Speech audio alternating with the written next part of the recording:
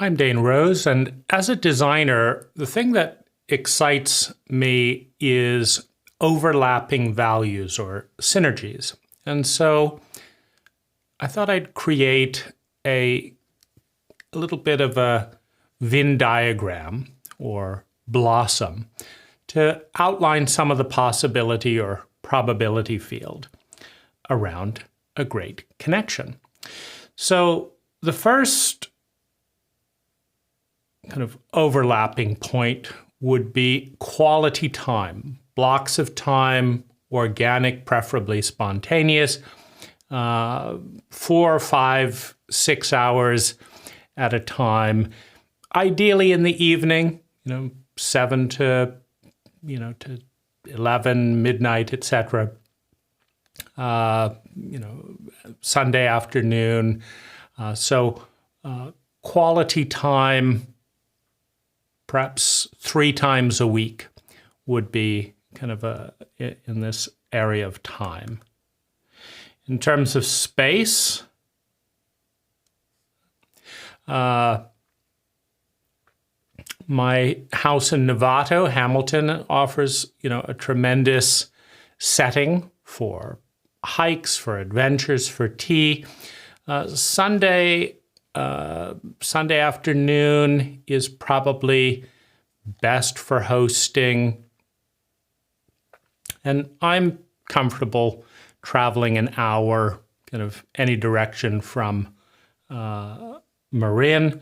I also enjoy Costa Rica, where I'm developing an eco-village, and Thailand and the Philippines as just places to spend 3 or 4 weeks in quality time on vacation.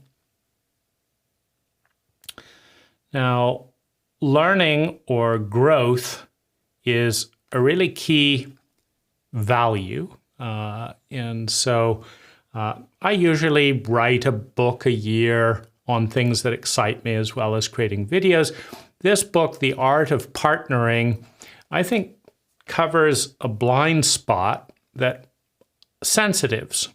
Elaine Aron has done work in kind of brain neurology of highly sensitive people, but sensitives tend to be more appreciative of a more conscious effort to connect and create win-win, respectful relationships. But I think everyone benefits from just being a little bit more aware. Creativity and art. I'll just call that art.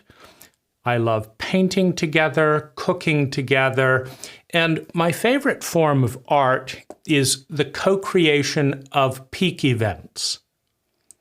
Meaning, if you're going to make an effort to spend time together, why not have it be a peak experience for one or hopefully both people involved?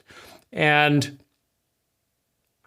the best statistical odds of a peak experience come with high levels of self-awareness, high levels of commitment, and the willingness to seek joy over normalcy.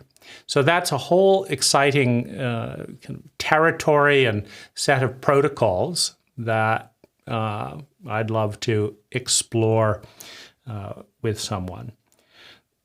The nonprofit sector is another area that's the most exciting to me at this point, meaning I've formed several nonprofits, which I am the main donor for them.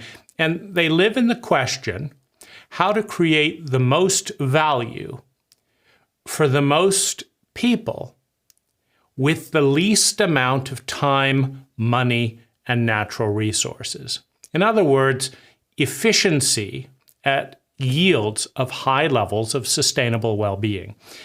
That's really exciting territory, and it's actually the biggest motivation I have for making money and running my business, which is landscape design and construction, is to put money into the answers to those questions. The biggest of which is a Costa Rican eco-village.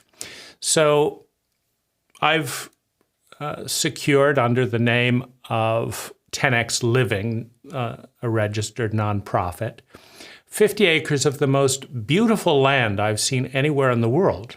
Rivers, streams, mountains, magnificent sunlight, beautiful trees.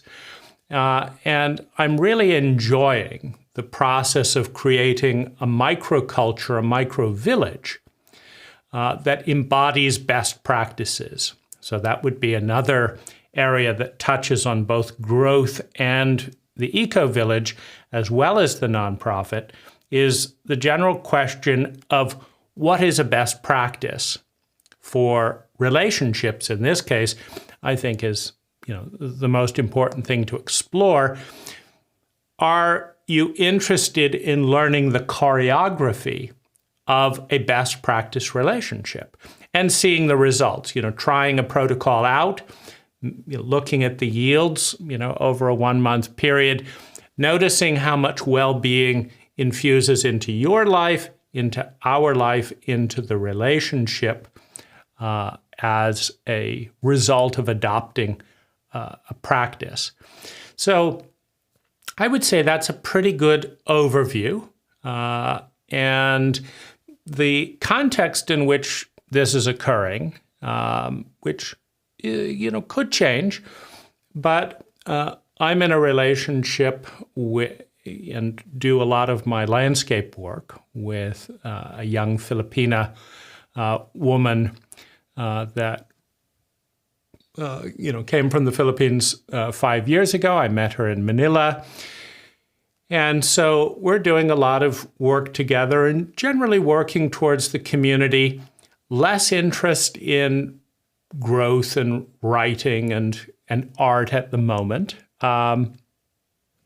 but a terrific companion. And so this is in, somewhat of the, the territory of kind of win-win, fit together where we fit, right? Right now, she's going to bed early most nights, and I tend to be a bit of a night owl, so hence the kind of 7 beyond. But she tends to get a little bit more interested in evening when I'm not as available. And so hence probably not more than 3 nights a week. So that's a little bit of the context. And I am not attached to whether it, so let's look at a couple of the, general paradigms or labels of relating, right?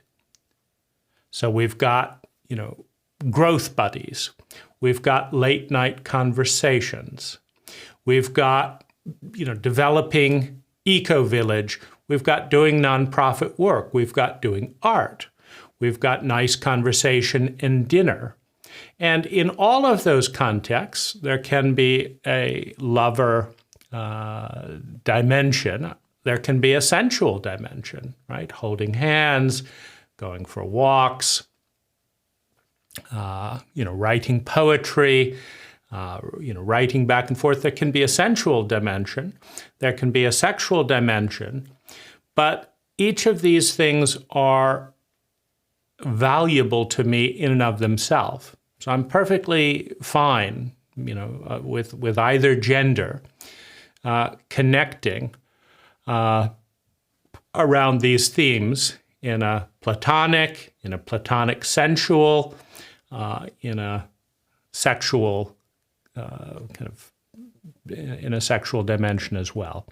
So with that, what I would invite you to do is to create some art, meaning to imagine what could you do with something like this? Where would you go with something like this to create the most amount of value for yourself and together?